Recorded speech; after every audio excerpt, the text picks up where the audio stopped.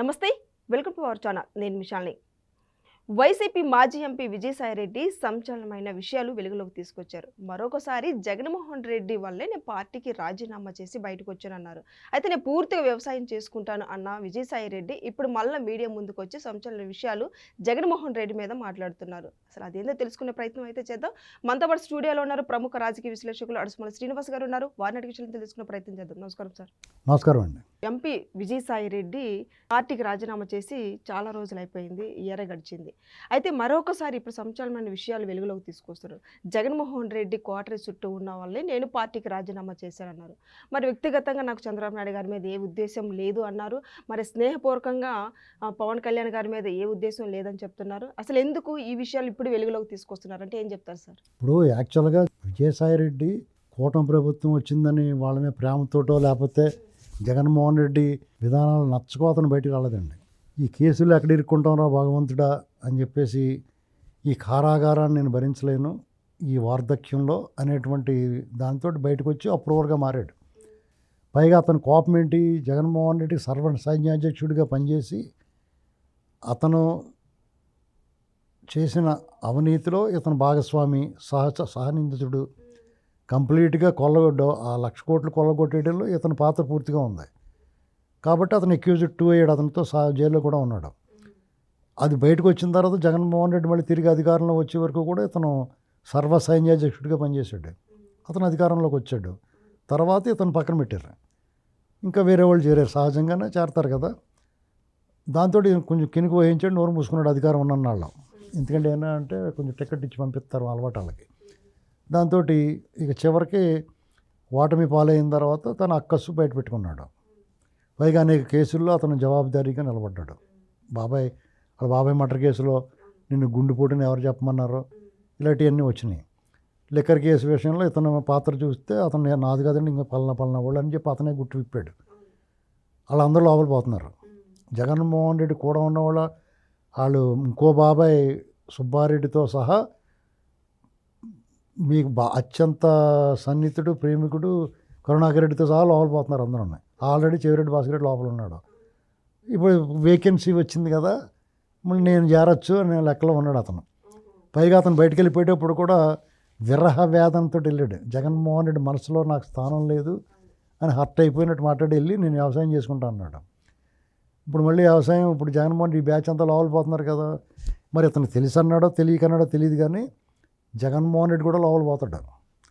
అంటే ఒకవేళ అప్పుడు పార్టీని తనైనా హస్తగస్తం తనైనా మెయింటైన్ చేయొచ్చు అనుకున్నాడో ఏమో తెలియదు. ఇప్పుడు నాయకత్వం లేమి ఉంటుంది, తలకాయ లేని ముందు మిగులుతుంది పార్టీకి. అప్పుడు ఆ తలకాయ కింద తను వద్దామని ముందు ఉండొచ్చు. అందుకే రాజకీయాలు ఎప్పుడు రావాలో అప్పుడు వస్తాను అంటున్నాడు. అతనే నేను ఇంక రాను, రాజకీయాలు మానేశాను, కందమూలాలు తింటాను, అడవులు బాట పెట్టాను, కమండలం తీసుకున్నాను, వ్యవసాయం చేస్తాను అనేది పైకి చెప్తున్నా వీళ్ళ బుద్ధి వక్ర బుద్ధి. వీళ్ళని అసలు నమ్మలేము, జకాల్స్ అంటారు వీళ్ళని అసలు నమ్మలేమండి. ఎందుకంటే పవన్ కళ్యాణ్ గారు నాకు 20 ఏళ్ళ నుంచి స్నేహితుడు అన్నాడు. మరి బుద్ధి జ్ఞానం ఉన్నవాడు 20 ఏళ్ళు స్నేహితుడు అయినప్పుడు ఎక్కడో చోట ఎదురుపడతాడు కదా. మరి అతని మీద నీచమైన ట్వీట్లేటి, నువ్వు ఇలా అన్నావు లేదా అన్నీ బయటకు వచ్చినాయి. ఇప్పుడు చంద్రబాబు నాయుడు గారు నా బంధువు అన్నావు, మరి నీకు అంత బంధువు అయినప్పుడు ఆయన మీద ఆయన గురించి లోకేష్ గారి గురించి ఎలాంటి ట్వీట్లు పెట్టి కూడా నువ్వు నాకు ఎవరితో శత్రుత్వం లేదన్నావు. మరి రఘురామకృష్ణరాజు గారి గురించి గట్రా నువ్వేం మాట్లాడావు? ఇక్కడ రాజకీయాలు ఇవాళ అనుకున్నా రేపు దులిపేసుకోవచ్చు, ఉమ్మేస్తే నువ్వు కానీ ఇంకొకళ్ళు కానీ దులిపేసుకున్నా కానీ ప్రజలు మర్చిపోరు. కాబట్టి ప్రజాస్వామ్యం నిలబడి ఉంది. ఇలాగా నాయకులు ఒకటైపోయినా లేకపోతే నాయకులు షేక్ హ్యాండ్ ఇచ్చుకున్నా కానీ ప్రజలు గుర్తుపెట్టుకుంటారు దాన్ని.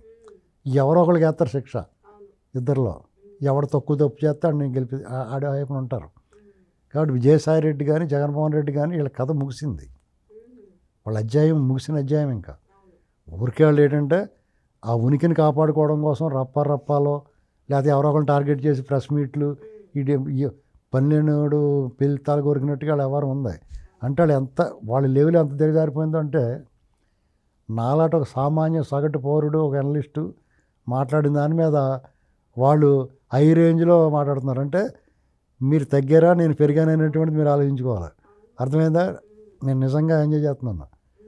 అందులో పొన్నవోలు సుధాకర్ రెడ్డి గారు మాట్లాడుతుంటే నాకు నవ్వొచ్చింది. వాళ్ళు అసలు నేనేం మాట్లాడానో వినకుండా వాళ్ళు ముందు దానికి స్పందించే ముందు నేనేం మాట్లాడినా పూర్తిగా వినాలా. నా ఆవేదన సగటు పౌరుడి ఆవేదన. ఈ ఈ దేశంలో రాజ్యాంగము చట్టాన్ని అతిక్రమించి కూడా ఎవడైనా నేరస్తుడే, దోషే. అలాగున్న ఏ రాజకీయ పార్టీ అయినా నిషేధించబడాలి. అలా నిషేధించబడిన పార్టీ ఒకటైతే ఆ నాయకులు అలాగ హతమవుతుంటే మిమ్మల్ని ఎందుకు వదిలేస్తున్నారని అడిగింది. తప్పే ఉంది నేను అడిగిన దాంట్లో. మరి మీ వ్యవహార శైలి ఎలాగుంది? 13 ఏళ్ళ నుంచి నీ కేసు సత్వరం, నువ్వు మంచోడు నిర్దోషమైతే కేసు తేల్చమని నువ్వు అడగాలి. కానీ కేసులు వాయిదా వేయమని లేకపోతే ఎగ్గొట్టడానికి ఎందుకు చూస్తున్నావు, ఎందుకు ఏడుతున్నావు అంటే ఎగ్గొట్టడం. కానీ వీళ్ళందరూ ఏంటంటే చెప్తే వినరు, కొడితే ఏడుస్తారు. ఏదైనా మాట కఠినంగా అంటే గిల్లుకుంటారు. నేనేదో అనేసానని బాధపడుతున్నారు వీళ్ళు. అది కూడా పూర్తిగా వినకుండా ఈ 5 ఏళ్లలో వాళ్ళకి తెలియలేదు. కానీ అంతకన్నా దారుణంగా కఠినంగా మాట్లాడాను. అసభ్య పదజాలం, భూత పదజాలం వాడను. కానీ మీ అరాచకానికి శస్త్రచికిత్స చేశాను నేను. కుట్లేయటం మానేసాను ఆపరేషన్ చేసి. మీకు తెలియలేదు, ఒళ్ళు మందమే కొవ్వెక్కిపోయి జనాలకు ఎవరికి చేరాలో వాళ్ళకి చేరింది. ఏంటండి వీళ్ళు కేసులు పెడతామో లేకపోతే ఏదో అనుకుంటున్నారు వాళ్ళు. అసలు ఆ పని చేస్తే బాగుండు మీరు. ఎందుకంటే జగన్మోహన్ రెడ్డి, చంద్రబాబు నాయుడు గారిని నడి రోడ్లో కాల్చి చంపుతాను దగ్గర మొదలెట్టి పొన్నవూరు సుధాకర్ రెడ్డి గారు ఢిల్లీలో ప్రెస్ మీట్ పెట్టిన దాకా మీ అందరూ లోపల పోతారు. మీ అందరి మీద కేసులు పెడతాం. మీరు 29లో రప్ప మేము అనుకుంటే ఇప్పుడే రప్ప. కానీ మా సభ్యత, సంస్కారం, మా నాయకుడు, మా విధానం, మా భాష అంత సంస్కారవంతంగా ఉంటుంది. మీలాగా నోటికి వచ్చినట్టు మాట్లాడి రెచ్చిపోయి మాట్లాడతాం కాదు. అది గుర్తుపెట్టుకోవాలి. మాకు కూడా ఛాన్స్ ఉంటుంది. మీరు కౌంటర్ ఇచ్చారు నాకు, నేను ఎన్కౌంటర్ చేస్తున్నాను ఇప్పుడు మాటలతోటి. అలాగే ఉండాలా. ఏదైనా అంటే సత్తా ఉంటే మాట్లాడాలి వాస్తవాలతోటి. బూతులు తిట్టుకుంటే ఏముంది, మీకన్నా గట్టిగా మాట్లాడతాను నేను. బూతులు మీకన్నా కొత్త బూతులు, పచ్చి బూతులు మాట్లాడగలను నేను. మీ చెవుల నుంచి రక్తం కారిపోయేలా మాట్లాడగలుగుతాను. మీరు ఊరికే అదేదో బెదిరించాము, భయపెడదాం, నెవర్. మీ వల్ల కాదు అది. మీలాగా మేము దాక్కుని రకం కాదు. మీరేదో మేము మీరు అధికారంలో ఉన్నప్పుడే మాట్లాడాము మేము. ఓ రకంగా ఇప్పుడు చాలా తక్కువ మాట్లాడుతున్నాం మేము. మీరు అధికారంలో ఉన్నప్పుడు నేను ప్రతిరోజు 7-8 గంటలు మాట్లాడాను నేను. నిర్విరామంగా మాట్లాడాను. ప్రతి దాంట్లో జగన్మోహన్ రెడ్డి గురించే మాట్లాడాను నేను. అందులో ఏమాత్రం అసలు గ్యాప్ లేకుండా మాట్లాడాను. మీ అరాచకాలను ప్రతి ఒక్కటి మాట్లాడాను. మరి ఇప్పుడు మీ ఆహాకారాల ఆర్తనాదాలు చూస్తుంటే నాకు నిజంగా శ్రవణానందకరంగా ఉంది. మీరు ఇంకా ఏడవండి, లేదా మూసి కూర్చోండి మంచిది. ఎందుకంటే మీరు తప్పులు చేశారు. మీరు 10 మందిని అన్నారు. అందులో ఒక్కడు మిమ్మల్ని అంటే తట్టుకోలేకపోతే ఎలాగా? మీరు అన్నారంటే అనిపించుకోవడానికి సిద్ధంగా ఉండాలా. కొట్టడానికి వెళ్తే కుట్టించుకోవడానికి సిద్ధంగా ఉండాలా. ఆ బేసిక్ ప్రిన్సిపల్ తెలుసుకుని మీరు వ్యవహరించాలి. అది గుర్తుపెట్టుకోండి. సార్, జగన్మోహన్ రెడ్డి రేపటి నుంచి 3 రోజుల పర్యటన పులివెందులో చేస్తున్నారు. ముఖ్యంగా పల్నాడులో చేస్తానని వస్తుంది వార్త. మీరు ఎక్కడైనా చేయనివ్వండి, అతను పర్యటన చేసినప్పుడల్లా అతని గ్రాఫ్ తగ్గుతూ ఉంటుంది. ఆ జనాలను వేసుకుని, ఆ ప్లే కార్డులు పట్టుకుని జనాలను భయాందోళనకు గురి చేసినంతకాలం వాళ్ళకి ఏమాత్రం కనుచూపు మేరలో ఎడారిలో మరీచికలు అంటారు, వీటిని వయాశిస్సులు అంటారు. మరీచికలు అంటారు అంటే మీకు నీళ్లు ఉన్నట్టు భ్రమ కలిగిస్తూ ఉంటాయి. దగ్గరికి వెళ్తే ఏముండదు. అదే పరిస్థితి. ఆ క్యాడర్ని మోసం చేయకండి మీరు. ఎందుకంటే మిమ్మల్ని చూసి మళ్ళీ వస్తాడు అనుకుని మీరు చెప్పి మాటలని వాళ్ళు రెచ్చిపోతున్నారు. వాళ్ళ మీద మాలటోళ్ళు తగులుకుని లోపల అయితే ఇక బయటికి రారు. అది గుర్తుపెట్టుకోవాలి. మరి ఇప్పుడు మొత్తానికి విజయసాయి రెడ్డికి పార్టీకి ఏమైనా వేరే పార్టీలకు జాయిన్ అయ్యే అవకాశం ఉందంటారు? ఇప్పుడు ప్రస్తుతానికి అయితే అతను అంటరాని వాడండి. ఏ పార్టీ వాళ్ళు చేర్చుకోరు. జనాలు రివర్స్ అయిపోతారు. టీడీపీలో చేర్చుకుంటూ ఊరుకోరు. జనసేన వాళ్ళు కూడా ఊరుకోరు. అందుకనే వాళ్ళు తైలం పోస్తున్నాడు.